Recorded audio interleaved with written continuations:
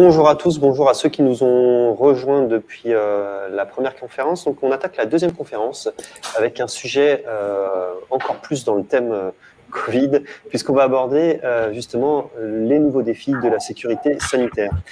J'ai avec moi Naïma Benadi, qui est directrice grand compte chez Présence Assistance Tourisme. Bonjour Naïma. Tony. J'ai également Aurélien Rodriguez, directeur avant-vente et distribution chez H-Corpo. Bonjour Aurélien. Bonjour. Et Laurent Bouly, directeur marketing et innovation chez SSF. Bonjour Anthony, bonjour à tous. Bonjour Laurent. Et puis Nina, account manager chez Jean Cartier, qui est en présentiel avec moi pour cette nouvelle conférence. Avant de commencer la conférence, on va lancer un petit sondage sur un outil qui s'appelle WooClap.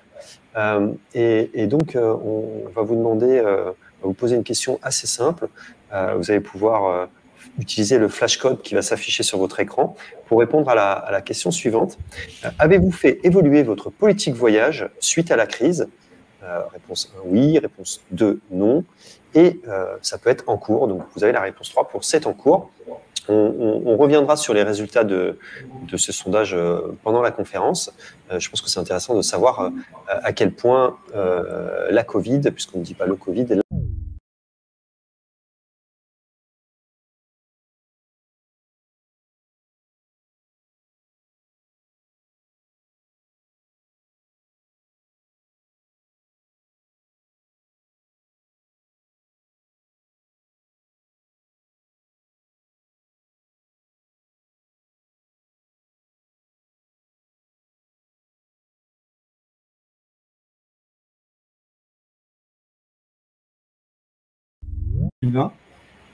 début mai. Et là, alors il y a eu la stupeur, comme tout le monde. L'annonce le 16 mars, je crois, du gouvernement qui mettait en place un confinement strict. Et il a fallu qu'on réagisse assez vite. Donc, on a mis en place, à la fois d'assister nos clients dans le cadre des rapatriements, il y en a eu beaucoup, mais aussi d'assister des voyageurs qui étaient en perdition. On avait des voyageurs qui étaient sans hébergement, parfois très loin de chez eux, il fallait pouvoir s'en occuper. Il y a eu une deuxième étape qui a été de s'assurer que juste pour revenir, Aurélien, on ne se souvient pas forcément, mais au moment du confinement, les hôtels ont fermé du jour au lendemain? Alors, pas tous. Certains sont restés ouverts. Ça dépendait de leur capacité à mettre en place assez rapidement des procédures sanitaires adaptées. Donc, ça dépend. Et puis, ça dépendait aussi beaucoup des pays. Parce qu'on parle de la France, mais il y a aussi le reste de l'Europe et puis la partie internationale. En fait, c'était aussi la difficulté. Il y a eu des différences énormes en fonction des régions du monde. Donc ça, c'était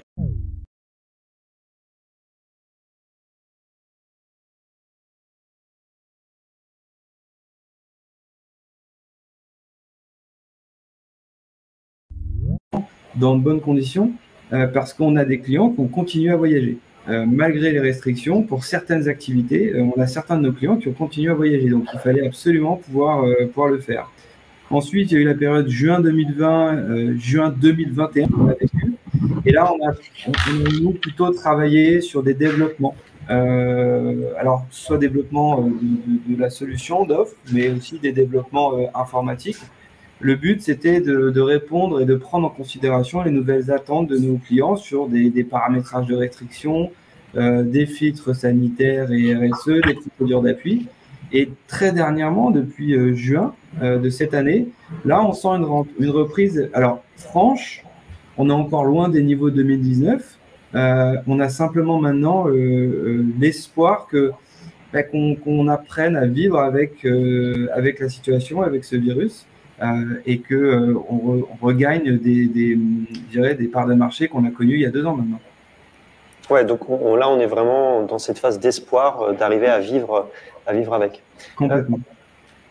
Alors, je vais rebondir là-dessus parce que en termes de réaction, je crois que Laurent, côté SSF, ça a même été presque une opportunité. On va peut-être pas le dire comme ça, mais ça vous a obligé à revoir un petit peu la manière dont vous travaillez. Oui, comme le disait Aurélien, pour nous, le 16 mars, le 17 mars ont été des jours où le téléphone a sonné plus que d'habitude. C'est-à-dire que nos clients nous ont demandé quoi faire. Certains de nos prospects même voulaient s'abonner dès le jour même à notre service de localisation des voyageurs. Et donc, il y a eu une pression immédiate sur notre activité qui nous a obligés à réagir un peu plus vite que nous l'avions prévu, notamment en allant vers des services de conseil, d'information en matière sanitaire, ce qui était notre intention. On avait vu le vent tourner, mais en tout cas là, ça a été presque du jour au lendemain. Donc une réaction chez nous très très vive, avec une publication quotidienne d'un bilan de situation. Et puis on a enchaîné effectivement, comme on le disait, sur un changement organisationnel, c'est-à-dire un renforcement de notre équipe d'info, la spécialisation d'une analyste sur les questions sanitaires et la multiplication des sources ouvertes concernant l'ensemble des préoccupations sanitaires et pas que le Covid, j'y reviendrai tout à l'heure. Donc voilà, un bouleversement de notre activité. Ouais, c'est vrai que je pense que trop souvent, auparavant, on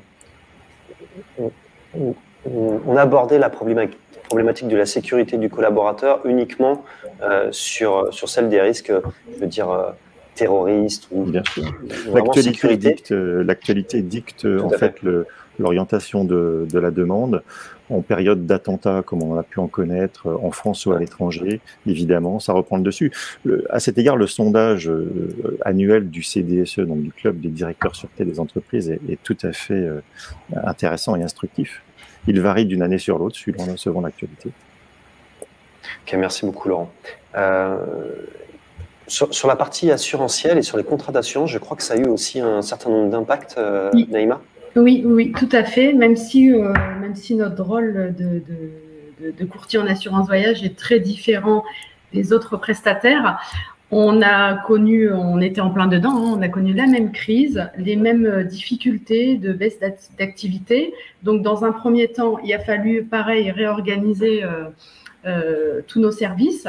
Par contre, on avait déjà une bonne partie du personnel en télétravail, donc ça n'a pas été problématique. Ensuite, tout de suite après, on a mis les choses en place, on a commencé à travailler sur les nouveaux contrats, essayer d'apporter des solutions aux agences de voyage pour pouvoir proposer des contrats adaptés avec les épidémies et les pandémies, puisque ce n'était pas le cas avant mars 2020. C'est-à-dire que si jamais... Alors pour repositionner votre produit, vous faites de l'assurance annulation. Alors, si voilà, on propose ça comme ça. Voilà, exactement. On propose des contrats multirisques, des contrats annulation seuls, des contrats assistance rapatriement seuls. Dans le contrat multirisque, notre première action, c'était d'adapter très spécifiquement la garantie annulation avant départ et la garantie assistance rapatriement pour des prises en charge en cas d'annulation pour cause Covid ou des prises en charge sur place si le client est bloqué, par exemple, s'il ne peut plus rentrer parce que la destination ferme ses frontières, ou alors si la destination met en quarantaine le voyageur. Donc, on a mis des garanties en place pour pouvoir apporter des prises en charge à ces voyageurs, des prises en charge hôtelières et aussi pour le transport, c'est-à-dire que si le client reste bloqué sur place, il est mis en quarantaine, on va prendre en charge des prestations hôtelières et ensuite on va le rapatrier à son domicile. Ce qui veut dire, si je ne dis pas de bêtises, qu'auparavant, avant la crise Covid, c'était une exclusion. C'était une exclusion, voilà. Et c'est pour ça que quand je dis on a adapté nos contrats, on les a mis à jour. On les a appelés contrats épidémie-pandémie. On a inclus vraiment des garanties avec des prises en charge bien complètes. De façon, on n'a pas appelé nos contrats Covid, par exemple, parce que de toute façon, le Covid, c'est une épidémie. On a préféré vraiment mettre en place des contrats définitifs à long terme. C'est-à-dire que, quelle que soit l'épidémie, elle sera prise en charge. Voilà, parce qu'il n'y aura pas que le Covid. On espère que le Covid sera la dernière épidémie. Hein, bon. Mais bon. Quand on met à jour des contrats, on les met à jour de façon définitive. On essaie de s'adapter aux événements mondiaux. Et je vais donner un exemple, le volcan islandais. On avait mis en place. Dont on ne prononcera pas le nom. Voilà. On a mis en place une garantie retour impossible qui existe toujours. Voilà. Donc, c'est vraiment des garanties définitives qui permettent, qui rassurent déjà les agences de voyage et les voyageurs. D'accord, très bien. Nina, chez Jean Cartier, comment ça s'est matérialisé? Un peu comme tout le monde, on a vécu plusieurs phases. Donc, vraiment la gestion de l'instant T, parce que voilà, on avait des voyageurs à l'autre bout du monde, donc il faut réagir en urgence avec nos prestataires d'ailleurs. Donc, vraiment, on a eu un rôle de sûreté, de gestion vraiment de l'instant T. Ensuite, on est rentré dans une phase un peu plus de questionnement. Est-ce que les déplacements vont reprendre? Du coup, c'était une période un peu de creux. On en a profité pour repenser un peu notre structure en interne, c'est-à-dire comment on va accompagner nos clients, qu'est-ce qu'on va pouvoir leur proposer, est-ce qu'ils vont revivre cette période, donc anticiper aussi tout ce qui est lié aux outils ou la gestion vraiment de leurs déplacements. Et après, on est aussi arrivé sur une phase d'espoir, c'est-à-dire qu'on a commencé à avoir des déplacements qui se sont rebookés. Donc là, notre rôle de conseil a vraiment fait surface. Et c'est-à-dire qu'on était présent pour accompagner les clients sur oui, vous pouvez partir, dans quelles conditions, s'il arrive encore un problème, vous pouvez agir de telle manière, vous savez qui contacter. Donc voilà, on est vraiment maintenant une agence de conseil qu'on va accompagner tout au long du déplacement, autant avant, pendant et aussi après. Et on travaille aujourd'hui avec nos clients sur qu'est-ce que le voyage utile? Est-ce qu'on fait vraiment partir nos collaborateurs? Est-ce qu'on sait s'ils vont être en sécurité ou pas? Donc, il y a un vrai rôle de conseil avec qui on travaille, donc avec tous nos partenaires, pour pouvoir fournir l'information à nos clients en temps réel. Merci, très très clair. Deuxième question, est-ce que vous pensez, alors on a un petit peu commencé à répondre à cette question, mais c'est bien peut-être d'avoir votre sentiment à toutes et tous. Est-ce qu'on est sur une prise de conscience au long cours ou plutôt sur un feu de paille et puis on retombera dans nos travers par rapport à la gestion de la sécurité de nos collaborateurs, sécurité et sûreté sanitaire. Aurélien, est-ce que vous pensez que c'est durable ou on va retomber dans nos travers? Ah, on entend mieux. Ce qui est une bonne pratique quand on ne parle pas. Non, je disais les deux. La réponse, c'est les deux et ça dépend de la typologie du client. Grosso modo, on va retrouver deux types de clients. Les clients qui sont accompagnés par une agence de voyage. Et là, il y a fort à parier qu'il va y avoir une vraie prise de conscience et que en fait, la gestion de ce nouveau risque il va être intégré à la fois dans les offres de services des prestataires, mais aussi dans les règles de déplacement de ses clients. Donc, c'est quelque chose qui va s'inscrire dans la durée. Et ensuite, on a les clients qu'on appelle unmanaged, c'est-à-dire des clients qui n'ont pas d'agence de voyage ou en tout cas dont l'agence de voyage n'est pas assez sollicitée. Et ces gens-là et ces sociétés-là vont rapidement retomber dans les travers qui sont liés à ce qu'on appelle l'open booking, c'est-à-dire à les réserver hors des canaux plébiscités par l'entreprise, avec une gestion du risque finalement qui va être aléatoire en fonction des individus. Ouais, moi je suis d'accord avec Aurélien, ouais, c'est vrai. Et en fait, ce qui se passe et la différence qu'on a avec ces deux types de sociétés, et c'est encore plus marqué avec les grandes sociétés, c'est que dans des grandes organisations, chacun a un rôle bien déterminé. Et le travel, c'est l'histoire à la fois des achats, du travel management, des RH. Dans les très grandes sociétés, il y a aussi un directeur de la sûreté. On en parlait juste avant. Et tous ces gens-là vont faire en sorte d'appliquer les règles. Dans des plus petites structures, le manque d'organisation, ou en tout cas le manque de moyens, va faire qu'on va rapidement retomber dans les travers. Et je suis d'accord avec ce qu'on disait tout à l'heure, c'est que le voyage, qu'il soit à loisir ou à faire, a toujours su réagir aux différentes crises qu'on a vécues depuis une vingtaine d'années. Et si on fait un focus sur une vingtaine d'années, on pourrait remonter un peu plus loin, mais il y a des crises géopolitiques. On se rappelle du printemps arabe, où le Maghreb, grosso modo, a été très tendu et les voyages se sont arrêtés. Ouais. Il y a des données climatiques, les ouragans, les tremblements de terre. Le terrorisme, on en parlait, mais quand on regarde, en fait, je me suis intéressé à ça en préparant cette intervention. Le terrorisme en Europe, ça fait quasiment 15 ans que ça dure, avec des années records et qui sont les 3-4 dernières années qui sont passées. Et pour... D'ailleurs, je me permets de t'interrompre,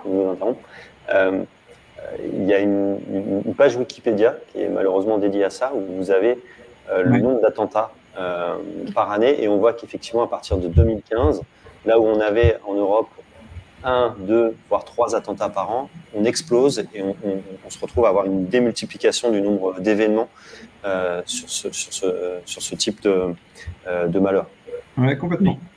Donc voilà, il va falloir s'adapter. Donc les partenaires comme nous, on a déjà commencé à le faire.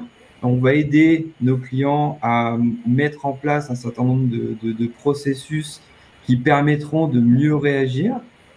Maintenant, ce risque-là, on le connaît. On ne le connaissait pas il y a encore 18 mois. Donc maintenant, c'est des choses, voilà, on a mis une nouvelle corde à notre arc. Donc il y aura un après. Il sera différent, mais il y aura un après. Donc ouais, je pense qu'effectivement, le vrai sujet, c'est les sociétés qui sont aujourd'hui pas accompagnées par une agence de voyage, par un HBT, par un prestataire sûreté. Laurent, chez SSF, je sais que vous suivez un autre indicateur, parce que même au sein des sociétés qui sont accompagnées, il peut y avoir des problématiques d'adoption. Et donc exactement. Alors, je souscris évidemment à ce que vient de dire Aurélien, la dichotomie entre ceux qui sont structurés, agence de voyage, directeur sûreté, et ceux qui ne le sont pas.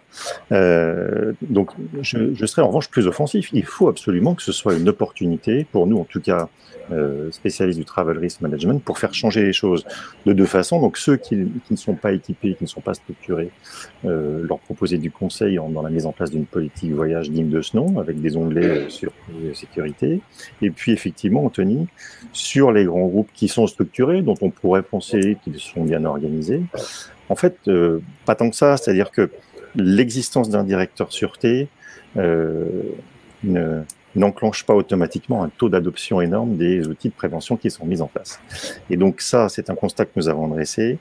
Et je pense que la vraie opportunité, c'est de proposer à ses clients de la conduite du changement, pas simplement informer les salariés en se disant finalement on a fait notre travail, on les a informés qu'il y avait de la prévention et qu'il y avait une politique voyage, mais aller plus loin, informer, s'assurer qu'ils ont bien compris, s'assurer qu'ils adhèrent à ce programme, et mieux encore, les faire participer pour qu'ils portent la bonne parole au sein de leur service.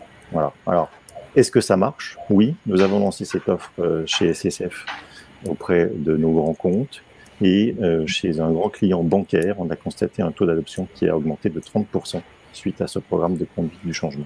Donc, sautons sur les occasions chez ceux qui sont déjà structurés et chez ceux qui ne le sont pas encore. Pour que ça ne soit pas un feu de paille, le fameux feu de paille dont on parle, etc. Le point essentiel à retenir pour les travel managers qui nous écoutent, même si vous êtes déjà bien équipés, pensez à la conduite du changement, c'est extrêmement important pour sensibiliser vos collaborateurs et les accompagner vers les bonnes pratiques et vers leur sécurité personnelle. Donc c'est vraiment quelque chose de très important.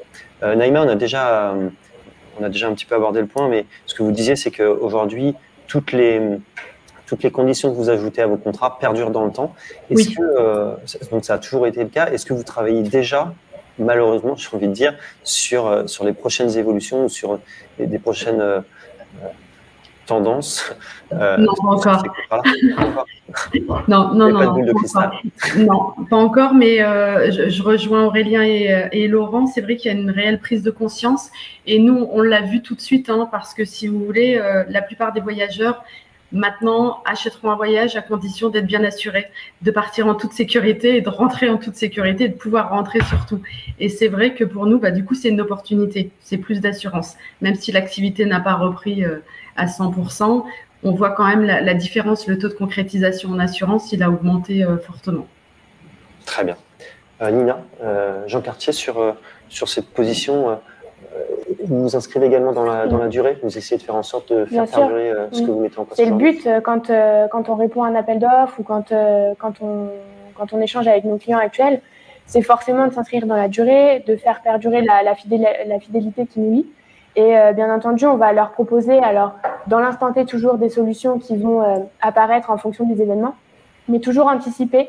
Et c'est pour ça que chez Jean Cartier, on passe aussi des partenariats avec des acteurs de confiance, comme ceux qui sont présents parmi nous aujourd'hui, pour s'inscrire toujours dans la durée et proposer des outils qui sont performants à nos clients et qu'ils puissent qu'ils puissent se déplacer avec sérénité, que ce soit sur la gestion en amont du déplacement, mais aussi pendant et surtout après. Très bien.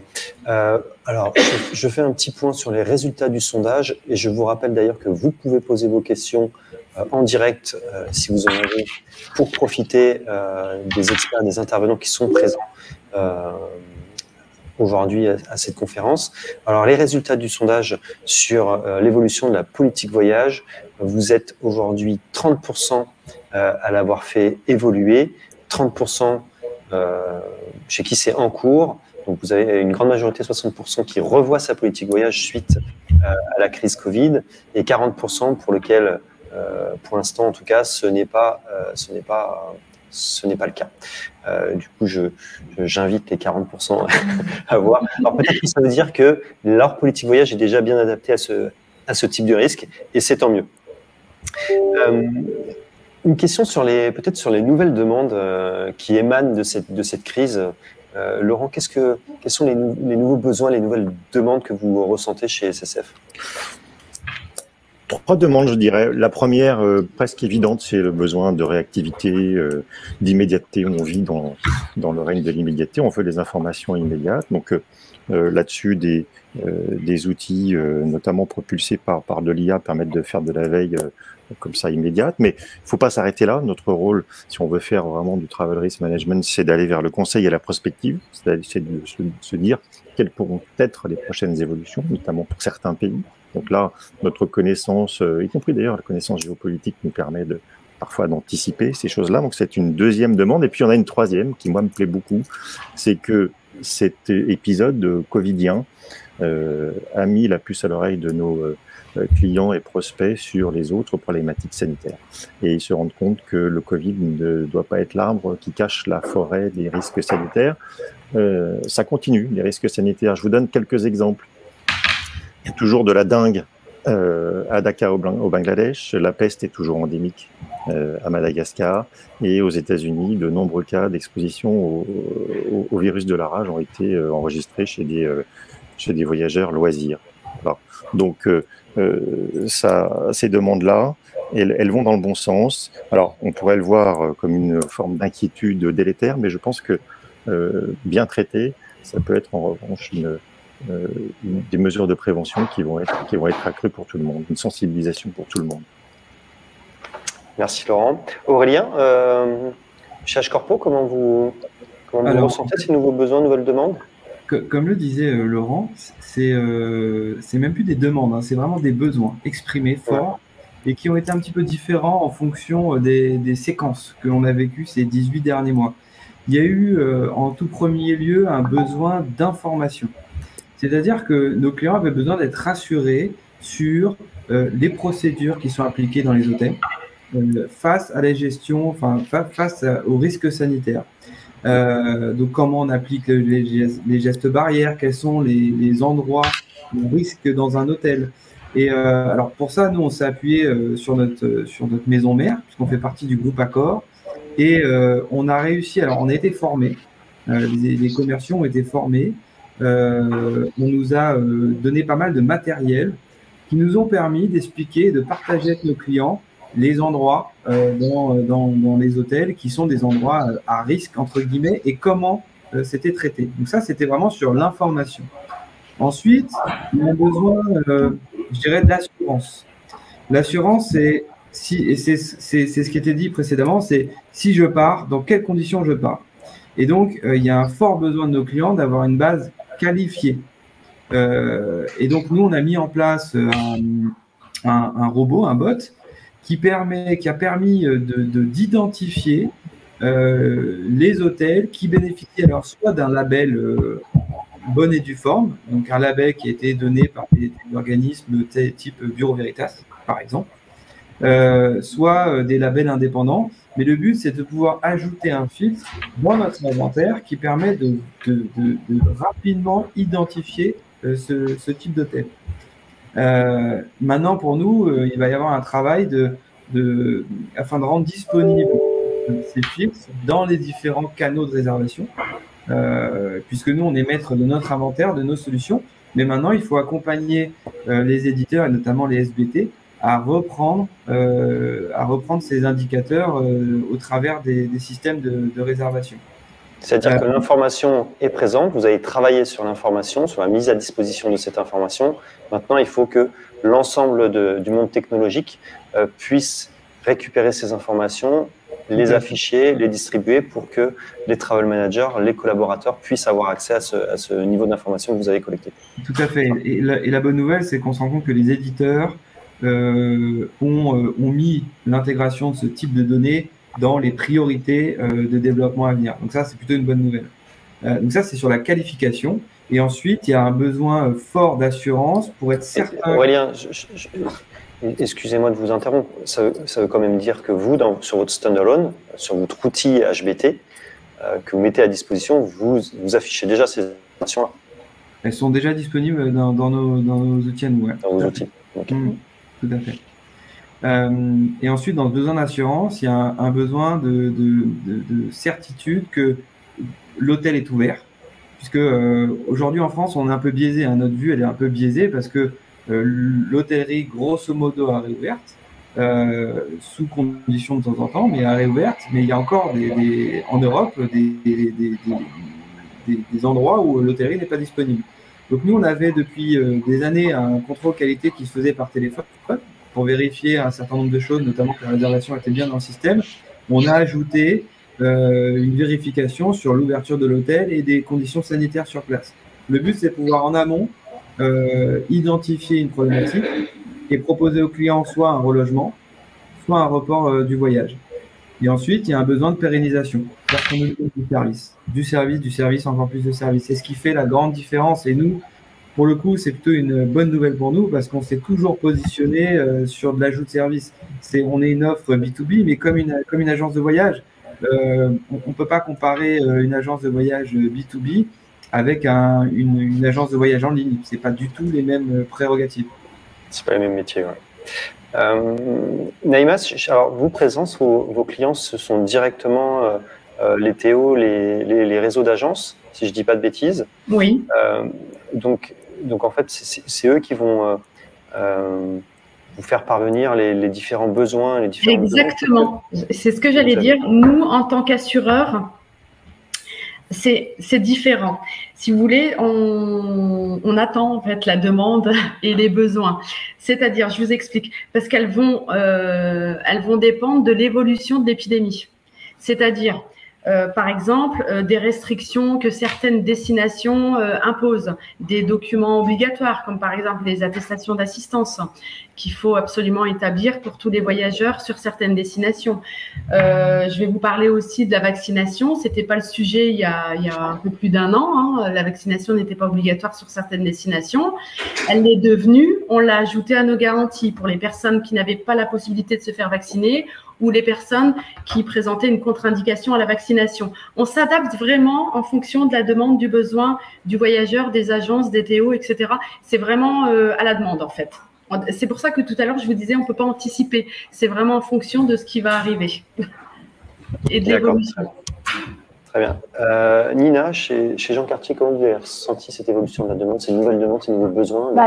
C'est vraiment une demande importante dans le sens où nos clients viennent vers nous pour savoir quelles sont les conditions d'entrée dans les pays, quelles sont les conditions de remboursement, etc. Donc, on est vraiment sur une incertitude. Donc, comme on est un acteur central, le client vient vers l'agence de voyage pour obtenir toutes ces informations. On a une équipe très performante sur le plateau affaires qui est disponible et aussi avec notre service 24/24. Donc, les clients peuvent vraiment se tourner vers l'agence pour avoir toutes ces informations concernant tout ce qui est sécurité sanitaire, etc. Autrement, sinon, on vraiment les accompagne et, sur la gestion du risque, toujours. Mais en fait, on a une demande qui s'accentue sur comment gérer ce risque. Alors là, on met en avant en fait tous ces partenaires avec des outils, notamment dans les SBT, ou alors tout ce qui est aussi rattaché au HBT, donc tout le travail que font derrière nos partenaires avec la collecte de data, etc. Donc tout ça, nous, on le retransmet à nos clients et c'est vraiment un travail qu'on fait de les sensibiliser sur cette information et pour pouvoir en fait derrière modifier la politique voyage. Donc on a vraiment un rôle central, c'est-à-dire qu'on va les conseiller sur comment modifier votre politique voyage. On n'attend plus aujourd'hui des nouvelles demandes, on essaye d'être proactif et c'est-à-dire d'anticiper au mieux et vraiment de les accompagner. Donc, on a un pôle sur notre cible client qui n'était pas forcément géré auparavant. On avait un budget et des voyages. Aujourd'hui, on ajoute aussi un pôle risque. Donc, on leur met à disposition tous ces outils, toutes ces connaissances et toutes ces informations en fait vraiment importantes pour tout le déplacement et la mobilité en général. Et aujourd'hui, sur l'accompagnement, on gère vraiment ce sujet. Ouais, je pense que ce qui est très important, c'est de savoir gérer l'instant, voilà, c'est-à-dire le moment où il y a le questionnement, et puis aussi d'essayer de pérenniser ça pour avoir quelque chose. On a vraiment deux rôles aujourd'hui, c'est-à-dire gérer l'instant T avec nos agents de voyage, toutes les équipes aujourd'hui, mais aussi anticiper ce qui peut se passer après. Donc, on a vraiment le rôle de conseil qui arrive, de mettre en avant l'agence de voyage sur ce rôle de conseil, en anticipant en fait tous les nouveaux besoins de nos clients et du coup en harmonisant leur politique voyage en fonction. Ok, très bien, très clair. Merci Nina. Dernière question, est-ce que cette crise vous a ouvert un certain nombre d'opportunités ou ouvre des opportunités pour les voyageurs? Aurélien? Toujours en mute. Oui. Je disais bien sûr qu'il y a des opportunités pour deux raisons. La première, c'est qu'on a eu du temps, ce qui n'est pas forcément le cas le reste de l'année. Et la deuxième, c'est que les clients sont en demande. Parce qu'on peut travailler de notre côté, mais s'il n'y a pas de demande, c'est pas forcément utile. Donc ces deux raisons nous ont donné pas mal d'opportunités, et notamment une spécifiquement, qui est la création d'un programme qui s'appelle Miles and Act, qui est un programme de motivation qui est basé sur un concept assez simple. On encourage et on récompense les comportements, les décisions et les attitudes responsables des voyageurs sur des objectifs qui ont été fixés par l'entreprise. Donc, ça peut être des objectifs de duty of care, d'adoption, mais aussi de démarche en phase avec les politiques RSE. Et donc, le but, il est tout simplement de faire évoluer les comportements des voyageurs, tout en restant, bien sûr, en accord avec les politiques internes. Mais on pense que c'est une approche très disruptive de voir les choses. Et on a hâte de pouvoir présenter ça sur le marché. Pour l'instant, on a des clients qui sont en pilote, mais c'est un système qui est assez vertueux. D'accord. La disponibilité, elle est prévue pour Alors, la disponibilité, elle est, oui, pour les prochaines semaines. D'accord, très bien. Laurent, chez SSF, je crois que vous avez eu, ça a été l'opportunité de lancer un certain nombre de choses. Oui, SSF, Travel Risk Management RIM avec innovation, trois nouveautés. Tout d'abord, on l'a vu, sécurité, sûreté et santé sont liées, donc un nouveau site édition disponible sur abonnement pour nos clients, au menu des mini-sites pays, avec une forte rubrique sanitaire, vaccination obligatoire, vaccination conseillée. On parle même des vaccinations pour les enfants, pour les expatriés. On suit l'évolution des zones de prophylaxie du paludisme, etc. Une veille 24/7 de l'actualité, là encore, sécuritaire et sanitaire. Vous l'avez bien compris, dans tous nos services, c'est désormais mixé. Et puis des offres de digital learning, justement, pour préparer les gens au voyage et, dans certains cas, réduire un petit peu le stress pré-voyage. Donc ça, c'est une première innovation qui sort à l'automne. La deuxième, on l'a vu tout à l'heure, on a évoqué les clients qui n'étaient pas très bien structurés. Alors nous avons lancé une offre pour les PME, justement, plus accessible, moins chère, sans forcément le suivi des voyageurs en temps réel, mais simplement avec un bouquet de services plus accessible. Et puis, le troisième point, c'est un point extrêmement important. Une nouvelle norme ISO va paraître à l'automne. Vous en avez peut-être déjà entendu parler. Elle concerne le Travel Risk Management, justement. On est au cœur de notre activité chez SSF. C'est la norme ISO 31030 qui va structurer, qui va aider en tout cas pas mal de monde à structurer son programme de prévention. Et donc voilà, petit effet d'annonce, je vais garder pour... C'est une norme destination des entreprises. Des entreprises, d'accord. Voilà, des entreprises pour structurer leur gestion des risques voyage au sens large, évidemment, sécuritaire, sanitaire. Et donc, j'ai le plaisir de vous annoncer en exclusivité que SSF va devenir organisme certificateur sur cette norme et va pouvoir aider avec des programmes de conseil tous les clients qui le souhaitent, les plus grands comme les plus petits, à s'aligner sur cette norme, de façon à être rassurés sur leur structuration interne. Et je pense que ça va aider beaucoup de monde. On parlait de politique voyage, ça en est un petit peu le corollaire sur les aspects sécuritaires et sanitaires. Donc voilà, ça bouge beaucoup. Merci pour cette information en exclusivité et félicitations pour d'être certificateur sur cette norme. Naïma, très rapidement, vous avez une opportunité, oui, je crois, clairement, oui. Oui, clairement, oui, sur le développement. Les clients qu'on a fait rentrer en plus, qui avaient besoin de nos contrats, des contrats en plus incluant les épidémies, pandémies, et non pas un contrat additionnel, complémentaire ou une extension. Et puis les voyageurs, bien sûr, les voyageurs qui sont en demande d'assurance, ce qui n'était pas forcément le cas avant le Covid. Vous savez, les assurances, c'était toujours un peu compliqué de les revendre pour une agence de voyage. Et là, forcément, ça change. C'est plus facile. Ouais. Eh ben oui, c'est plus facile. Et puis, ils sont demandeurs. Donc, c'est très bien. J'ai une petite question de quelqu'un qui nous écoute. Oui. La gestion, je vous laisserai répondre. La gestion des risques est-elle la même pour les voyageurs vaccinés et les voyageurs non vaccinés qui effectueront simplement un test? Un voyageur ayant pris une assurance? J'ai pas bien compris la question. Est-ce que la gestion des risques est à adapter en fonction du niveau de vaccination des collaborateurs? Je ne pense pas. Peut-être Laurent, est-ce que... Non, je pense que la gestion des risques, c'est une attitude, ça doit devenir une culture. Et il faudrait pas penser que la vaccination est un bouclier pour oublier toutes les mesures de précaution, etc. Donc, c'est un plus, mais... c'est un plus, mais c'est pas suffisant. Et une dernière question, existe-t-il une base de données à jour des différentes contraintes d'accueil par pays? Par exemple, y a-t-il une quarantaine sur tel ou tel pays?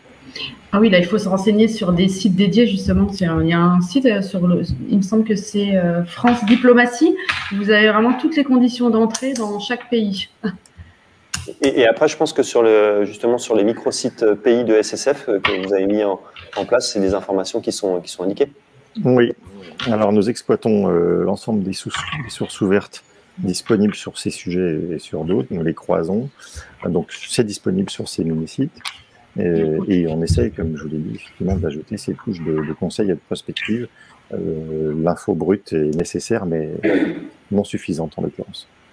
Merci beaucoup, Laurent. Je vais laisser Nina conclure cette conclusion. Je vous remercie vraiment pour votre participation et ces échanges très intéressants, Nina. Déjà, merci à tous pour vos interventions. Donc, c'est vrai qu'aujourd'hui, chez Jean Cartier, on sait que vous êtes pris en fait d'avoir de l'information en temps réel. C'est pour ça que on a mis en place des partenariats avec des personnes de confiance qui ont de l'information en temps réel. C'est-à-dire qu'aujourd'hui, la politique sûreté et sécurité doit faire partie intégrante de votre politique voyage. On va travailler avec vous pour justement prendre en compte ce point, faire évoluer vos politiques voyage et derrière vous accompagner sur toute la globalité de vos déplacements, le juger utile ou non utile, pourquoi se déplacer, comment se déplacer et surtout anticiper le risque. Merci beaucoup, Nina. Rendez-vous à midi pour la dernière conférence sur le thème du Travel and Expense. Est-ce qu'il faut mieux multiplier vos outils ou centraliser via un outil unique? À tout de suite. Merci beaucoup.